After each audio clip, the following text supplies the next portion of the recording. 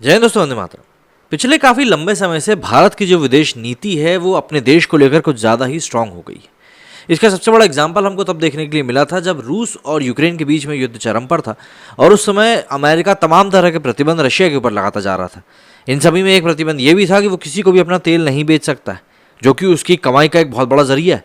लेकिन ऐसे समय में भारत ने अपना देश का हित देखते हुए रशिया से तेल खरीदा, जो कि उस समय काफी बड़े डिस्काउंट के साथ वो तेल बेच रहा था।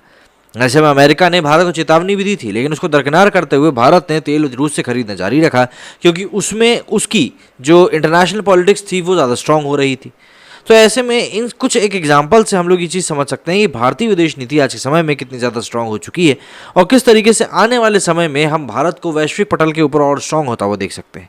लेकिन ऐसे में आपने क्या कभी ये सोचा था कि भारत अमेरिका को अब देगा चेतावनी? क्योंकि अब ये होता हुआ दिख रहा है। यूक्रेन युद्ध को लेकर यूएन के मंच से रूस को दो टूक नसीहत देने के बाद अब विदेश मंत्री एस जयशंकर ने अमेरिका को आईना दिखाया है। अमेरिकी विदेश मंत्री एंटोनी ब्लिंकन से मुलाकात से पहले उन्होंने पाकिस्तान को यूएस की तरफ से दिए गए F-16 के अपग्रेडेशन को लेकर सार्वजनिक तौर पर नाराजगी का इजहार किया। उन्होंने कहा कि आतंकवाद के खिलाफ लड़ाई के नाम पर F-16 फाइटर जेट देकर आप आखिर किसको बेवकूफ बना रहे हैं। भारतीय विदेश मंत्री ने अमेरिका को पाकिस्तान के साथ अपने रिश्तों को लेकर आईना देखने की सलाह दी। यह इंटरनेशनल लेवल पर नए भारत की बेशक आवाज़ है। जयशंकर अब जबकि संयुक्त राष्ट्र के मंच से ये कहते हैं कि आज़ादी के समय सबसे गरीब अर्थव्यवस्थाओं में रहा देश 75 साल बाद दुनिया की 5वीं सबसे बड़ी अर्थव्यवस्था के रूप में खड़ा है, तो ये नए भारत के आत्मविश्वास और आशाओं की स्पष्ट मुनादी भी है। रविवार को एस जयशंकर वाशिंगटन में भारत अमेरिकी समुदाय के एक कार्यक्रम में थे। तभी उनसे अमेरिका की तरफ से पाकिस्तान को दिए गए F-16 के रखरखाव पैकेज और दोनों देशों के आपसी रिश्तों पर सवाल हुआ। जवाब में जयशंकर ने कहा कि पाकिस्तान के साथ वाशिंगटन के रिश्ते अमेरिकी हितों की पूर्ति नहीं करते। उन्होंने कहा कि आज अमेरिका को इस रिश्ते की मेरिट के बारे में सोचना चाहिए कि उसे इससे क्या मिला। आप काउंटर टेररिज्म की बात करते हैं और जब F-16 जैसी क्षमताओं वाले एयरक्राफ्ट की बात हो जिसे हर कोई जानता है, तो आप जानते हैं कि उन्हें कहाँ तैनात किया गया है और उनका इस्तेमाल क्या है।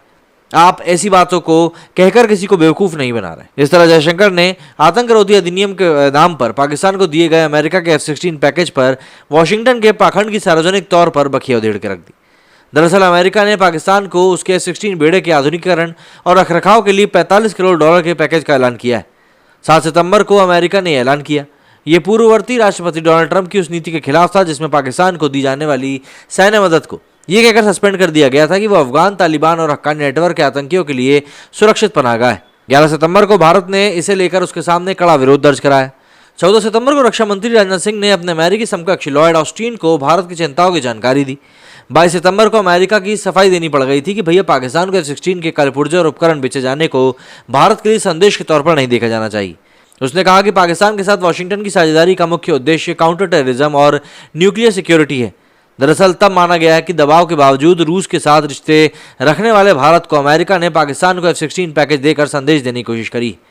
दरअसल इससे पहले समरकंद में SCO समिट से इतर रूस के साथ द्विपक्षीय बातचीत में भारत ने उसे यूक्रेन युद्ध को लेकर दो टूक नसीहत दी थी। बगल में रूसी राष्ट्रपति व्लादिमीर पुतिन बैठे थे और पीएम मोदी ने कैमरे के सामने दो टूक कहा कि ये लड़ाई का युग नहीं। पीएम मोदी का यह बयान अमेरिकी मीडिया में छाया रहा।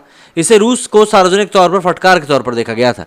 फ्रांस के राष्ट्रपति समेत तमाम नेताओं ने पीएम मोदी के इस बयान की तारीफ की। इसके बाद विदेश मंत्री जयशंकर ने संयुक्त राष्ट्र सुरक्षा परिषद में पीएम मोदी के बयान को दोहराते हुए बिना नाम लिए रूस को नसीहत दी कि संघर्ष की कंडीशन में भी मानवाधिकारों या फिर अंतर्राष्ट्रीय कानूनों के उल्लंघन को सही नहीं ठहराया जा सकता। कहा कि भारत ने बूचा की घटना की स्वतंत्र जांच का समर्थन किया था। यूक्रेन के बूचा में सामूहिक कब्रें मिलने के बाद रूस पर युद्ध अपराध के आरोप लग रहे हैं। भारतीय विदेश मंत्री ने युद्ध को बंद कर बातचीत और कूटनीतिक के जरिए मुद्दों को समाधान करने पर जोर दिया था। अब देखिए, सीधी सी बात है, एस जयशंकर ने संयुक्त राष्ट्र महासभा के 77वें सालाना सत्र में भारत की असाधारण उपलब्धियों की भी चर्चा करी थी। उन्होंने कहा था कि 18वीं सदी में भारत का ग्लोबल GDP में करीब 1/4 हिस्सा था, लेकिन उपनिवेशवाद ने भारत को सबसे गरीब देशों में से एक बना दी। 20वीं सदी के मध्य तक हम सबसे गरीब देशों में से एक थे। आज़ादी के 75 साल के बाद भारत आज गर्व से दुनिया की 5वीं सबसे बड़ी अर्थव्यवस्था के तौर पर खड़ा है और अब 2047 तक विकसित देश बनना उसका लक्ष्य है।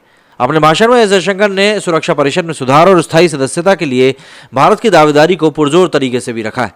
अब देखिए, चीन के ऊपर भी काफ़ी सारी बातें हुई और भी कई सारी ऐसी बातें जो कि इस पूरे इवेंट में हुई, लेकिन सबसे बड़ा सोल पॉइंट इस पूरे इवेंट का यही रहा कि भाई जिस तरीके से पाकिस्तान की जो बात है अमेरिका को लेकर उसको उजागर किया गया वो सबसे इंपॉर्टेंट था। मेरे स्टूडेंट फिलहाल इतना ही। जय हिंद, जय भारत।